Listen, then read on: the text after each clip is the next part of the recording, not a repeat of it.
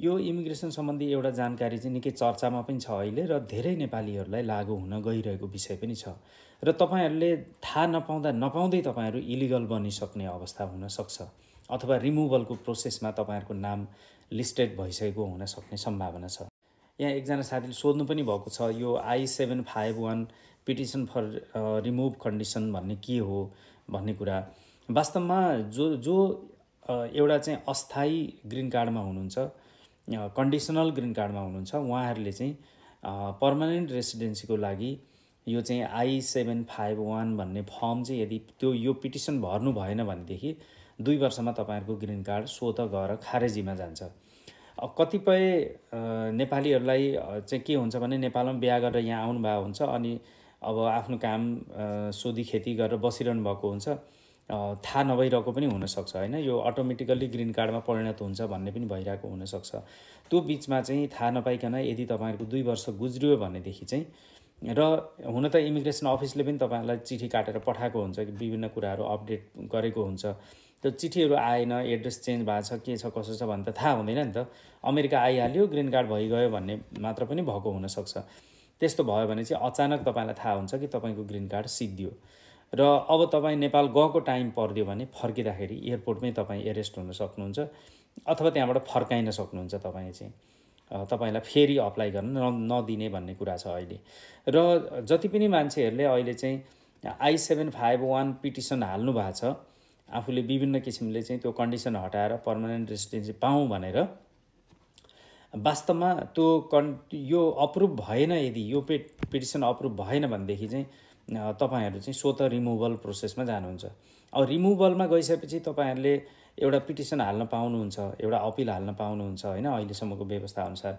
अब त्यो अपिल हालेकोलाई चाहिँ अहिले ट्रम्प प्रशासनले चाहिँ स्वतः रद्द गर्ने र स्वतः उनीहरूलाई रिमुभलमा हाल्ने भन्ने कुरा पनि सुनिनमा आएको छ होइन। अब हुनलाई यी सबै कुराहरू त लिगल एडभाइज कानुनका विज्ञहरूले नै भन्ने कुरा हुन्, तैपनि यसले चाहिँ एउटा खतराको सङ्केत दिइरहेछ। त्यसै गरी अर्को चाहिँ तपाईँको I-829 भन्ने यो चाहिँ इन्भेस्टरहरूलाई दिइने कन्डिसनल ग्रिन कार्डको त्यो रिमुभ गर्ने एउटा चाहिँ अर्को पिटिसन हो होइन। उनीहरूलाई पनि कन्डिसनल दिएको हुन्छ, इन्भेस्टरहरूलाई पनि। उनीहरूले त्यो कन्डिसन हटाउनको लागि चाहिँ I-829 भन्ने फर्म भरेर पठाउनुपर्छ, त्यो पिटिसन हाल्नुपर्छ होइन। त्यो नहाल्दाखेरि उनीहरूको पनि यस्तै समस्या आउन सक्छ। अब लगानीबाटै त कति आएका होलान् र नेपालबाट अब लाखौँ डलरको लगानीबाट आउनुपर्ने हुन्छ होइन। तर पनि त्यो पनि एउटा कुरा छ। त्यसो हुँदा तपाईँहरू विवाह गरेर कहिले आउनुभएको हो अमेरिका, को आउनु भएको छ, तपाईँहरूले चाहिँ एकदम ध्यान दिनुपर्ने अवस्था छ। तपाईँको फ्यामिलीमा यदि बुहारी नयाँ ल्याइएको छ नेपालबाट बिहा गरेर भनेदेखि उहाँको कन्डिसनल ग्रिन कार्ड हुनसक्छ होइन, उहाँको टाइमली अपडेट गरिदिनु पर्यो। तपाईँले कोही श्रीमती ल्याउनु भएको छ, तपाईँहरूले उहाँको अपडेट गरिदिनु पर्यो। अथवा तपाईँले चिनेको साथीभाइहरू कोही हुनुहुन्छ, उहाँहरूको कन्डिसनल ग्रिन कार्ड हुनसक्छ, यस्तै म्यारिजबाट आउनु भएको छ भने उहाँहरूलाई पनि सल्लाह दिनु पर्यो होइन। र तपाईँहरू कोही हुनुहुन्छ यो टिकटक सुन्नु भएको छ भने तपाईँहरूले आफै पनि सचेत हुन सक्नुहुन्छ, कुनै लयरलाई पनि सोध्न सक्नुहुन्छ यो कुरा बिग्रिनु अगाडि नै। र नेपाली भाषी समुदायमा कयौँ ठाउँमा नेपाल गएर विवाह गरेर आउने चलनहरू अहिले भइरहेछन् होइन। विशेष त घरको बुहारी श्रीमतीहरू नयाँ ल्याइरहनु भएको छ अथवा चाहिँ ज्वाइँहरू नयाँ ल्याइरहनु भएको छ होइन।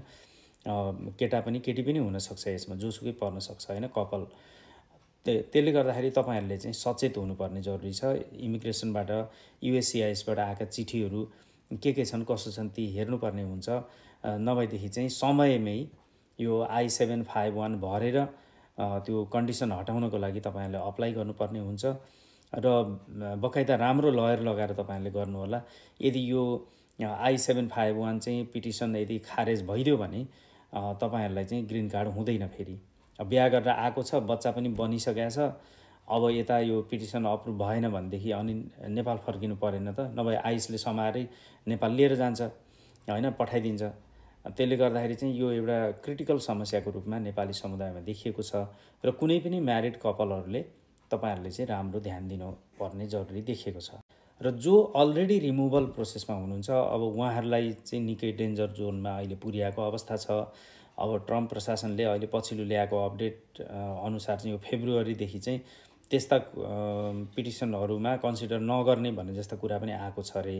त्यसले गर्दा चाहिँ धेरैजनाले सोधिरहनु भएको छ होइन। अब म लिगल मान्छे होइन, तपाईँहरूले चाहिँ आफ्ना लयरहरूलाई चाहिँ सोध्नु होला यस विषयमा है।